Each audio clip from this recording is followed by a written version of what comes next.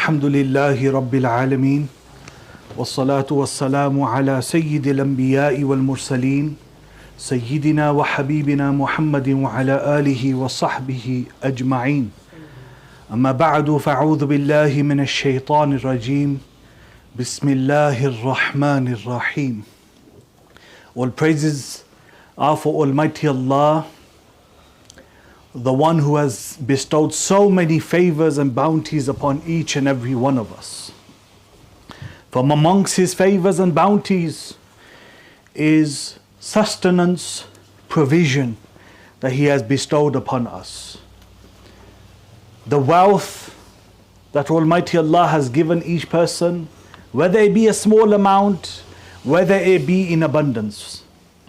If Almighty Allah had not decreed for it to come to you, it would have never come to you.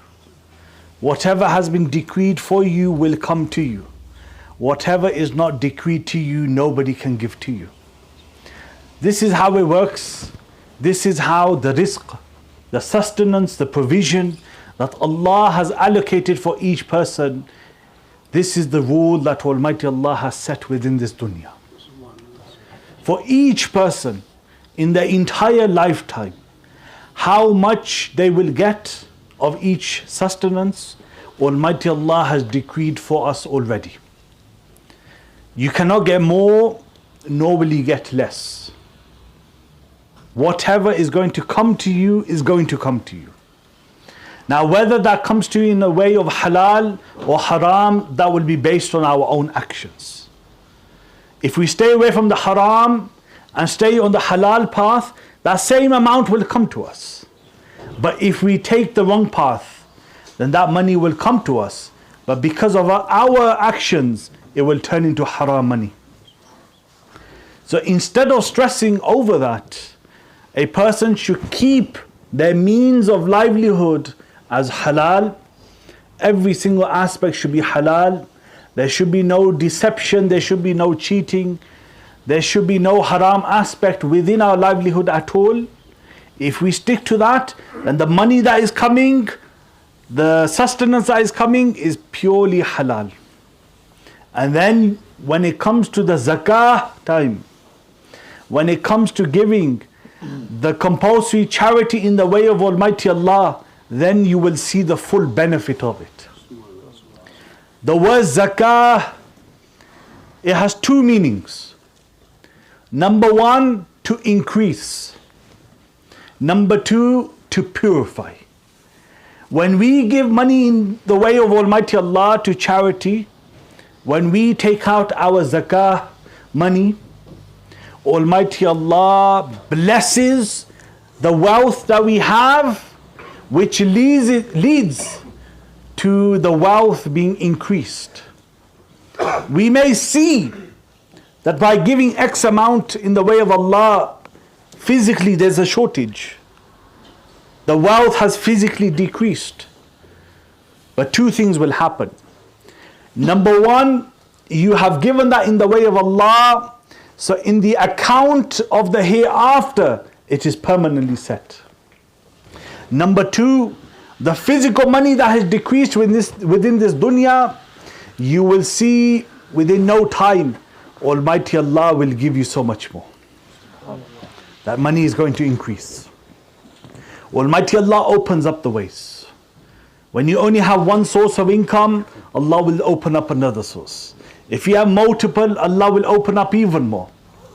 Or the source of income that you have, Almighty Allah will give more barakah in it, more blessings within it. But what happens once in a year? That which is fard upon us, compulsory upon us, we give zakah. When we have our savings, money that has been saved up, 1 year has passed and our date of zakah has come. And how does that work? The time we reach puberty and we have the minimum amount of money known as a nisab, today's rate, £379. That is the nisab. Every day it changes, but today's calculation, £379. A person who has a minimum of £379, they've reached the age of puberty. Now 1 year passes from that date that they reach the nisab. So let's say 1st of January. 1 year's time, when 1st of January comes, the zakah will be due. But two things need to happen. You need to meet the nisab amount, and then 1 year needs to pass. And the date that we set Islamically won't be 1st of January, 25th of April, any date like that based on the Gregorian calendar, but rather the Islamic calendar. The 1st of Muharram, 10th of Muharram. It could be any month. It's not in Ramadan that zakah must be given now. No. This is a misunderstanding and misconception. The first time you reached the nisab, that is the date that you write down. And then 1 year's time, if you still have more than the nisab amount, then the zakah will be due. What we find, especially in the Western world, is we have children, their birthday money, Eid money, parents are putting money into their account. So an account is open for a child. Now £50 and £100, £200.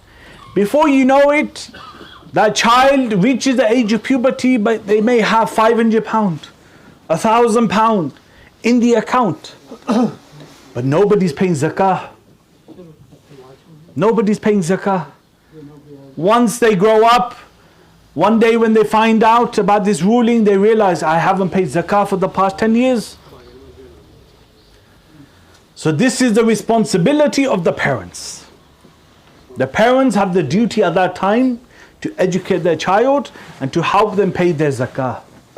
Even though that child is not working, not earning anything, but that saving, because it is more than the nisab amount, that minimum threshold, and they reach the age of puberty, and 1 year has passed and that money is still there, then you will need to take out 2.5% and give it to the poor.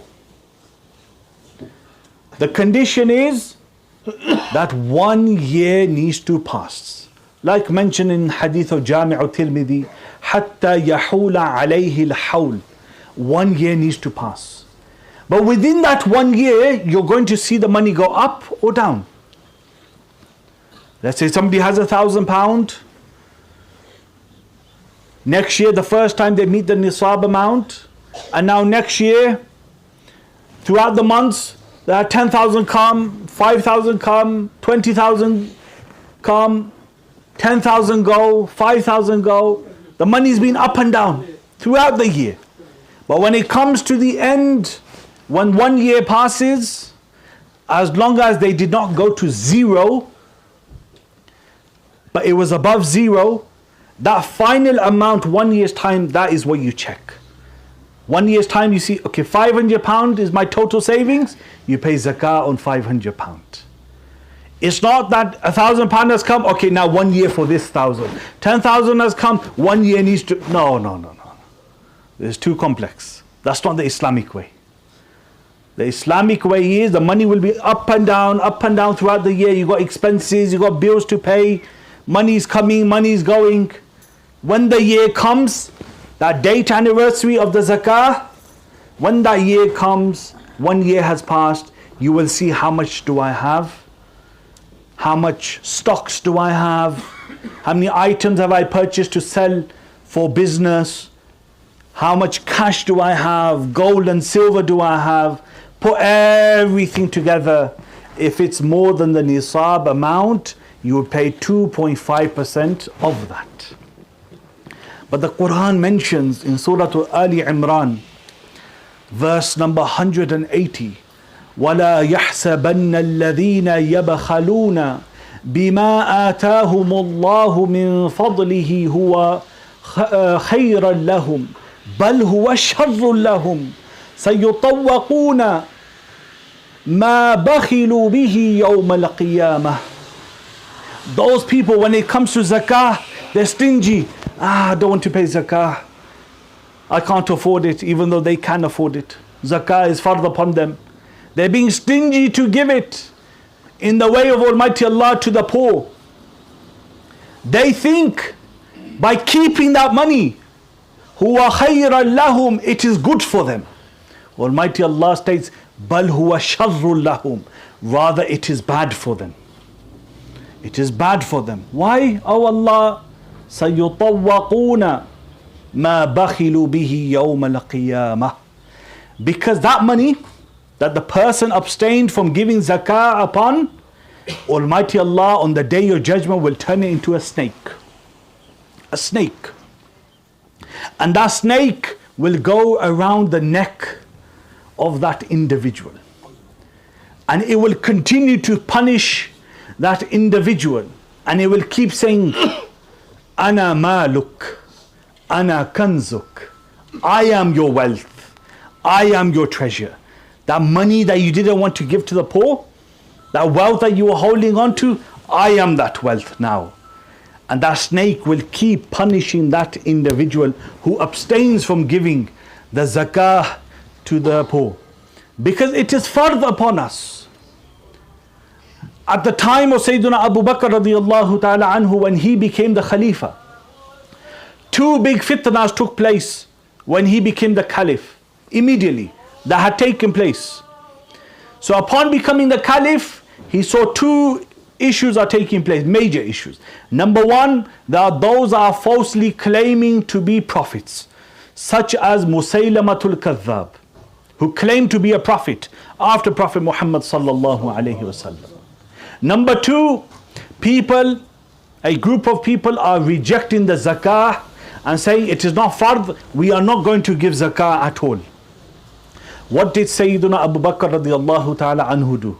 The greatest leader after all of the prophets, the greatest person after all the prophets. What did he do? He waged war against them. He waged war. He tried to bring them to the path. They rejected it. He tried and tried. Ultimately, war was waged against them. Zakah is something which we must not take lightly.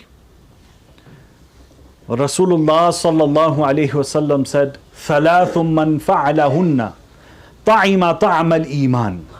In the hadith mentioned in Sunan Abi Dawood, Rasulullah sallallahu alayhi wasallam said that there are three things. If a person does those three things, that individual has truly tasted the taste of Iman. What are they? مَنْ عَبَدَ اللَّهُ وَحْدَهُ مَنْ عَبَدَ اللَّهَ وَحْدَهُ. One who worships Allah alone, no partners whatsoever, worships Allah alone. وَأَنَّهُ لَا إِلَهَ إِلَّا اللَّهِ. And he knows with certainty that there is no God, there is no deity worthy of worship except Almighty Allah. وَأَدَّى زَكَاةَ مَالِهِ طَيِّبَةً بِهَا نَفْسُهُ رَافِدَةً عَلَيْهِ كُلَّ يَوْمٍ.